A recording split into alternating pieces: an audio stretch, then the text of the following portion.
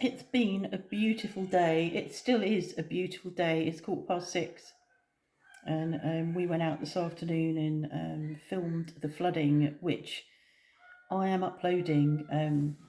I'm uploading the videos that I took, and it's taking forever. It's been uploading for an hour and a half, and there's only 14%. It's not that long. I mean, it's longish, I suppose, but it's not that long. 14%. I can't do anything about that. I just have to suck it up. So yeah, it's astonishing. The flooding is.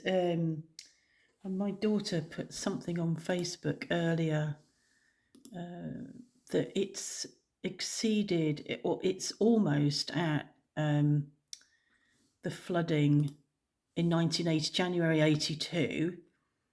The height of the flooding in Memorion, where in Memorion in the early hours of the morning, the Gartempe broke its banks, and there's a protocol in place that there's a siren that goes off that has been used. It was used last year a couple of times just as a practice, and it didn't go off this morning. So when the river reaches a certain height, the siren's meant to go off, and it didn't.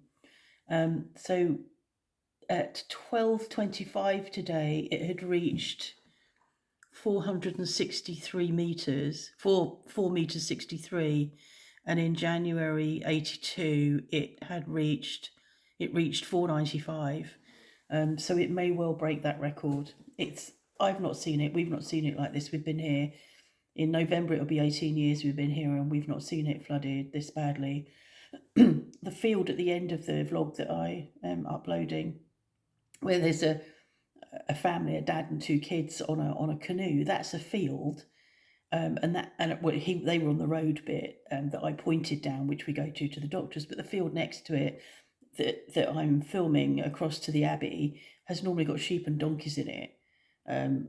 It's just incredible. Just really quite shocked at how high the water's come, and to see Le Petit Sardine, when I shared a photo of it this morning on here, and talked about how vulnerable it was, I really didn't think or realise that the river was still rising and that it would be inundated. I've read stories for at least 2 people in Memorion have gone down manholes because the manhole covers have come off under floodwater. So a man that had gone to pick up his daughter from somewhere was carrying her on his back in floodwater and went down a manhole. Thankfully, only, slightly injured. Another man, the husband of a friend of ours, who had a knee replacement before Mark, probably a year before Mark, went down a manhole this morning. His car that had just been put through its control technique yesterday is up to its roof in water. It's devastating, isn't it? And I don't know whether I'm almost certain the river's still rising, because you've got all the water to come down from wherever the source of the Gartempe is, and I'm going to pause you and look to see.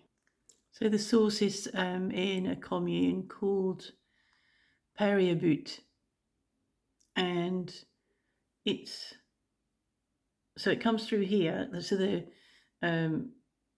the department is the Creuse, and then it comes through here, and then it joins the river Creuse in La Roche-Posay, and it's the Gartempe's 127 kilometers, 127 miles, 205 kilometers long.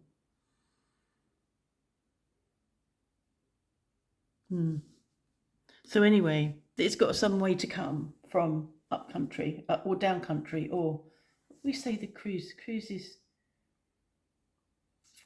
is north, south, west of no. So I don't know. It's that way. It's over that way. I can't think what that is. If that way behind me is west, because the sun goes down there, and we're east of Poitiers, so the Creuse is southeast of us. That's it. Yeah. Okay. So that's where it comes from. So there's a lot of water still to come, and and there is rain still to come, although it's still looking really, really lovely out there at the moment. So yeah, manhole covers, that's really horrible. They're they're the two I've heard of. So yeah, it's a bit shocking really to see that much water. We're lucky we live, I can't remember how far above seawater we are now. 127 metres above seawater. And I thought when we went out to get in the car earlier, I said to Mark, listen, and I said, I think we can hear the river. And we don't hear the river here normally. We hear the weir sometimes when it the wind's in the right direction and it bounces off the walls. But actually we wouldn't hear the weir because there is no weir today. The weir that I'm talking about at the Moulin de la Roche, which is a mile down the road from us, and where we were looking in on Tilly earlier, the weir is just gone. It's not there. It's underneath the water, and the same in Saint-Savin. So yes, and Etienne just shared a photo looking down the road from where they live, and the water has come up to within, I suppose, 50 metres of them, but it is slightly downhill, so I'm hopeful that it doesn't come any further. And the flooding's coming up at the school in Saint-Savin, where we park when we go to art. That road's flooded. So yeah, I'm pleased that we live a little bit higher than some people. Been really lucky. So yes, it's taking a long time to upload, and you won't get this till the morning, because I have said, promised, more to come tonight. And I might put this in, it depends, but I can't. This will not upload until the other one's uploaded. I can't do it in tandem. I can do it in tandem, but it will just slow the other one down. I can't really resolve that. So I put this one up for tomorrow. I had positional benign something vertigo yesterday, which I have now and again. I saw a ORL in French, ENT consultant, months ago, probably before May, before Canada, or even a year before that maybe. And he did quite a few tests and did some stuff. He put something here, sort of tapping behind here, and had something attached to one of my eyes whilst he moved my head, and the eye was projected onto a screen, and it looked really weird because I can't remember what this is called. Mark tells me what it's called, but the eye goes like this. Did all of that, and I think he must have performed an epilé manoeuvre on me, because actually it worked, and I was really pleased about that. But I didn't know that was the name of the manoeuvre, and I think before we went to Canada, or at least several months ago, I performed this epilé manoeuvre on my own. I think I had Mark with me just to help give me distractions, and that worked. And I tried doing it again yesterday morning and made myself worse, and I had a really horrible day of feeling really unsteady and sort of slightly seasick and just not okay, and just very knocked off. Really not sure what to do, whether to do it again, the epilé manoeuvre again last night before bed. Found the correct one because I have the problem with my left, but I was following the video from a physio for the right and trying to reinterpret it for the left, and obviously got that wrong because I don't know my left from my right on a good day. Found one from her for the left side, and we went up and I did it, and I wasn't sure it worked.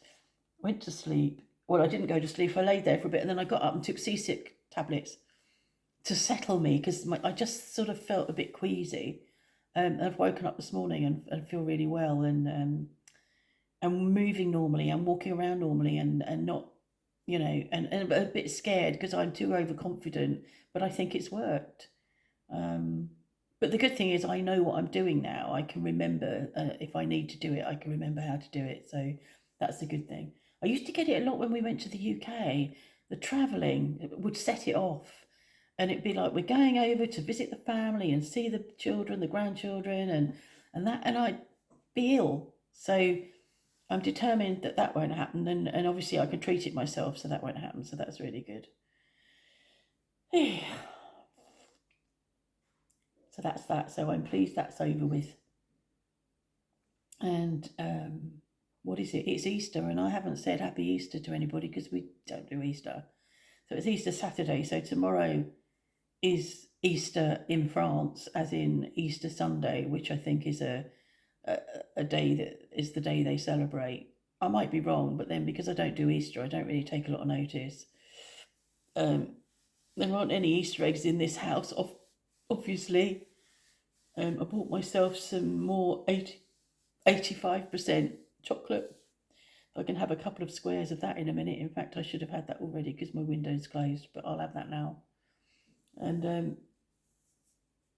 scales are down again this morning. I was going to say they've been up and down like a tart's knickers because they are up and down a bit, but the general trend is down, and I'm really pleased about that. And I've joined I've joined a challenge not to weigh myself in April, so that'll be good. Not I hadn't been weighing myself, and then Jen said, the only way you're going to ever see whether you've lost weight is if you weigh yourself daily, so you can spot the losses.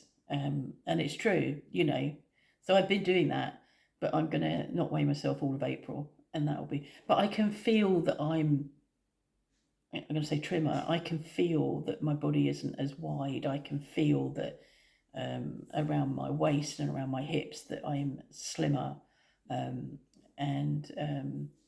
yeah, I can feel all of that. But all of my stuff, all of my trousers and everything are elasticated, so that is not a way to be able to tell for sure. But I can feel that I've lost. I wish I'd measured myself now before I committed to the shorter windows, which was months ago now. I wish I'd measured myself under my boobs and around my waist and around my hips, but I didn't. But I know that I've lost inches or centimetres or whatever. So yeah. Anyway, I'll leave this there. Have a happy Easter for those that are celebrating. Enjoy your day, enjoy your Easter eggs, enjoy time with your children, and I'll see you again soon.